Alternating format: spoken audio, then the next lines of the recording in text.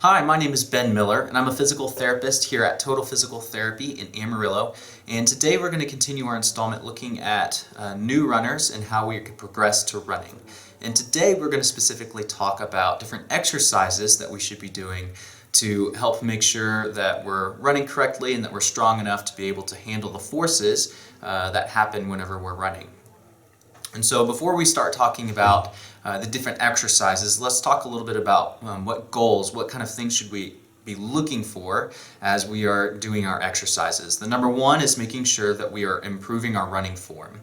And what I mean by that is improving the way that we are moving ourselves across the ground. How efficient are we as runners, and how can we make that better through different drills and exercises to help improve our efficiency as we run. The second thing that we're looking for is trying to decrease compensations. And what I mean by that is, if we're not strong enough or coordinated enough to be able to handle the forces as we run, we're going to start showing different things in our running gait. For example, one is what we call a hip drop. And with a hip drop, what happens is as you're running, because your hip is not able to stabilize very well every time it hits the ground, what can happen is your hip will rotate or turn to the side a little bit every time your foot hits the ground. The reason why we care about this is because one, it actually reduces how much power or how much force you're able to push down through the ground, so you won't run as fast. But number two, this has also been shown to lead to certain types of running injuries. For example, issues with the knee, the foot, the hip.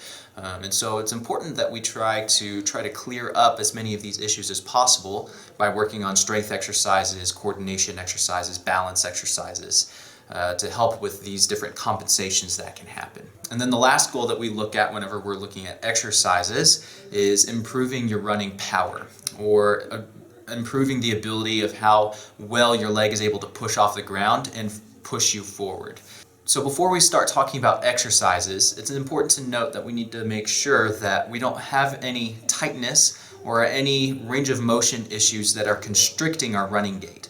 In our previous video, we addressed three common problem areas with runners where they typically appear to be tight, and I showed you how to address those. It's important that you start working on those as soon as possible to make sure that you have the ability to run with efficient form and that nothing is keeping you back from a range of motion standpoint where it's too tight. If we take a runner who can't get their leg behind them when they run, and we just try to strengthen that as much as possible, they'll get really strong, but it's not going to improve their gait or their form at all because they're still tight in that muscle and not able to get their leg back behind them. So it's important to make sure you address those concerns first before you start really honing in with the exercises. In our video today, we're going to look at three different fundamental ideas with runners and some different exercises that you can do to help improve these three fundamental ideas. Now, are there more exercises that you could do for this? Most definitely. In fact, that's probably one of the greatest parts about my job as a physical therapist, are all the different creative ways that we can think of to try to help improve your running and improve the way that you're moving. The examples that I'm going to give today are very fundamental and basic, and they're designed to be able to help you at least get you started down the right path in improving these three fundamental ideas that we're going to talk about. So the three fundamental ideas are, number one is improving your lateral stability, or your ability to be able to handle forces that are moving you from side to side. As we run, we are primarily going forward and back. And so most of the forces that we exert on our bodies are forwards and backwards, but we cannot neglect that there are some forces that are moving in a twisting plane as well as a side-to-side plane. And so we need to make sure as runners that we're addressing those issues and making sure that those are strong and coordinated. The second fundamental idea is working on making sure that we are balanced with the ground, that we are stable with the ground. Running is a bunch of hops, single leg hops, one right after the other. And so we need to make sure that every time that you're on the ground, that your hips are nice and stable, your legs are nice and stable, that you have a really good balance. If you are lacking in this category, what can happen is every time your foot hits the ground, you'll start collapsing. And so we want to make sure that we are nice and stable whenever our feet are on the ground. And then the third fundamental idea is hip extension, or getting the leg back behind you and making sure that we're using the correct muscles to make sure that that happens. So let's go to the first idea. The first idea is making sure that we have the strength and coordination to be able to handle the forces that are throwing us from side to side when we run, as well as twisting. And so the first exercise that we're going to talk about is a clamshell. It's a very fundamental, basic exercise where you lay on your side, you bend your knees up a little bit, and keep your feet together, and what you do is you raise that knee up towards the ceiling. And as you raise that knee up towards the ceiling, you're going to make sure that as you raise it up and down, that you're not going to be twisting in your back. So no rolling that back from side to side. So keeping your back nice and straight, you're taking your knee, you're raising it up, and then back down. The second iteration of this exercise is keeping the knees together and raising the foot up towards the ceiling and back down. And what you want to make sure on this exercise is that you're not bending your knee up towards your bottom. So your foot should be, or your knee should stay at the exact same angle as you raise up and down. Your foot should not be bending up closer to your bottom as you rotate your leg up these directions. What you can progress to after this exercise is what we call a fire hydrant. A fire hydrant is where you lay on your side again, you lift your knee up towards the ceiling, and as it's up towards the ceiling, instead of coming back down, you raise your foot up towards the ceiling. And as you raise your foot up, you're just increasing how much that hip is having to work. And then for that previous exercise we talked about, keeping your knees together, raise your foot up towards the ceiling, then raise your knee off your other knee, with that foot still up towards the ceiling, and then lower back down. And again, that's just a way to progress this exercise. So once you get good laying on your side, we can get up onto our hands and knees in what we call a quadruped position, and we can essentially do the same motion. We're just changing the body position, and it changes the demands of the exercise just a little bit, because now we have to worry a little bit about our balance. And so being on your hands and knees, what you're going to do is you're going to concentrate and make sure that as you raise the leg up to the side, that your back does not move. You try to keep it as still as possible and a nice neutral spine, so no wagging the tail, as we like to say. So don't move your hips back and forth, and try to make sure your back stays flat as you're raising the leg up to the side and back down. Once you get really good at that, we can progress to what we call a lateral step out. With a lateral step out, you are standing in a semi-squat position with your feet together. And what you do is staying in the center as best as you can. You're going to take one leg, step it out as far as you can. You're going to come back. Take your other leg, step it out as far as you can, and come back. And what you're looking for is your ability to make sure that you're not leaning your trunk or moving your hips side to side as you're switching from one foot to another. You should try to stay as in the middle as possible. And this is going to improve how well you're able to handle some of those forces from side to side. Now, we could definitely take these progressions and keep going, but for time's sake, you can go ahead and start working on some of these exercises and progressing them this way. So the second fundamental idea is stability with the ground. How well are you able to feel the ground and make sure that you're balanced whenever you're standing on it? We're wanting to make sure that your feet, your ankles, your hips are nice and stable, and that they can handle the forces of your body weight as you're kind of figuring out how to stand in this position. So typically we'll start with 2 feet starting together, and as your feet are together, you'll notice that it either may be a little bit challenging for you, or it may be really easy for you. And so if it's challenging for you, then this is probably where we need to start working on some balance.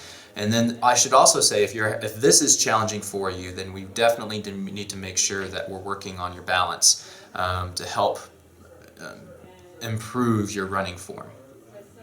So start with your feet together, work on it for anywhere from 30 seconds to a minute, and then take breaks. And by working on this, this will effectively set you up to progress. The next progression is taking one of your feet and moving it slightly in front of your other foot. And you'll notice that it gets a little bit harder to hold your balance. Okay? And then the further forward that you bring your foot, the more difficult it is to work on that balance. Ideally, you should be able to get to a point where you can take your feet and stack them from heel to toe, directly one right in front of the other and one right behind the other. Okay, so this is probably one of the harder ways to balance with 2 feet on the ground. And you should be able to get really good at this, still holding for about 30 seconds to a minute. Now, if you're doing really well with this, we can go ahead and transfer over to one leg. And what you do is you stand on one leg. And as you're standing on one leg, you're thinking about a couple things. You're thinking about staying nice and tall through the hip that you're standing on, making sure that your hip is not dropping or raising up, and you're making sure that the 3 points of contact of your feet are stable or effectively on the ground. The 3 points of contact that you should be thinking about with your feet are the area underneath your big toe, the area over under your little toe, and then your heel. You want to try to keep even contact between those 3 points as you're standing on one foot. And again, if you're able to do this for 30 seconds to a minute, that's what you want to be able to progress up to and get good at. So once you get good at that, we're going to progress to what we call slow marching. So slow marching is exactly what it sounds like. You're going to march forward, but you're going to do it as slowly as possible. And what we're doing now is we're taking the balance that you've developed, standing on just one foot, being as still as possible, and we're going to start taking that balance and moving it forward across the ground. And so, which is essentially what running is. Running is making sure that you're balanced, but you're not just staying there, you're moving across the ground. And so doing a slow marching drill can help transition that balance that you've acquired and move it more towards a running skill. And there's a lot of different iterations that you can do with the slow march. We're just showing you what the normal slow march looks like. You can, for example, do a slow march where you take a leg and move it out to the side. You could do a slow march where you're adding in the arms one across the other. You can start loading up weight through the slow march, holding a weight above your head or wearing a body vest. Or there's many different ways that you can progress this style of exercise. The last fundamental idea that we want to talk about is hip extension, or making sure that your bottom muscles, or what we call your glute muscles, are active whenever we're running it, we're using them well. In today's culture, we have a sitting culture. So for example, right now I'm sitting in a chair, and whenever we're sitting, we're not using our bottom muscles very well. And that's difficult because whenever I'm sitting for long periods of time and then I stand up and try to do something dynamic like walking or even running, those muscles that have been quiet and not doing anything for a long time have a little bit of a problem trying to wake up and start activating and doing what they're supposed to. And so these exercises that I'm about to show you are working on two ideas: getting your leg behind your body, so working on hip extension, and number two, making sure that you're using your glute muscles well. And we're going to talk about, the exercise we're going to talk about is a bridge. So with the bridge, you lay on your back, you bend your knees up, and what you're going to do is you're going to make sure that you keep your back as flat as you can. Okay? As you come up into the bridge, you're going to push down through your feet, you're going to raise your bottom up into the air, and then lower it back down to the mat. As you do this, you try to make sure that your back stays perfectly flat. To do this effectively, think about engaging your stomach muscles. By pulling on your stomach muscles, that helps keep your pelvis forward and not rotating backwards. As you're activating your stomach muscle, this helps prevent excessive movement in your pelvis, which will help keep your back straight. So as you're pushing up with your hips up towards the ceiling and coming back down, the back should be perfectly flat. And then the muscles that you should really be feeling working as you come up and down are the muscles in your bottom. If you feel excessive pressure or tension in your hamstrings, which are the muscles in the back of the leg, or in your low back, that's just an indication that your bottom muscles are not active and working the way that they're supposed to. And so really concentrate real hard as you do this exercise to make sure that you can hold tension in your glutes as you come up to the top of the bridge, and still holding tension in the glutes as you lower down out of that bridge. Now, as that one becomes a little bit easier for you to do, you can progress up to what we call a marching bridge. A marching bridge is where you essentially do that bridge, the same thing we just did before, but this time, instead of coming right back down, you're going to hold it at the top, take one leg, pick it up off of the mat or the floor that you're working on, set it back down, pick up the other leg, and then set it back down, and then you can come down out of that bridge. Essentially what we're doing is we're making that one leg that you're raising, that is still on the floor when you raise up that foot, we're making it work a lot harder. And so what you have to do as you do your marching, you have to look for a couple of different things. Number one, making sure that your hips are not rotating side to side as you lift that foot up off the mat. And then the second thing is making sure that your hips are not dropping as you lift the foot up off the mat. So the goal is to try to keep your hips as high as you can, still activating through your glutes. You should not be feeling excessive tension through your hamstrings or your low back. Try to really get your glutes to get involved. So they shouldn't be dropping and they should not be rotating as you're doing your marching. Now, if that one becomes easy and you're able to do that one effectively, we can go to what we call a single leg bridge. The single leg bridge is where you stick one foot out in front of you and you just have one foot or one knee that's bent up. And you push down through that one leg, you raise your hips up towards the ceiling and then back down. Again, our goals with this are pretty similar to the last one. You try to get your hip up as high as you can. And number two, don't let your hip rotate as you're coming up and down. And of course, the third goal is always making sure that your glute is active on the way up and on the way down.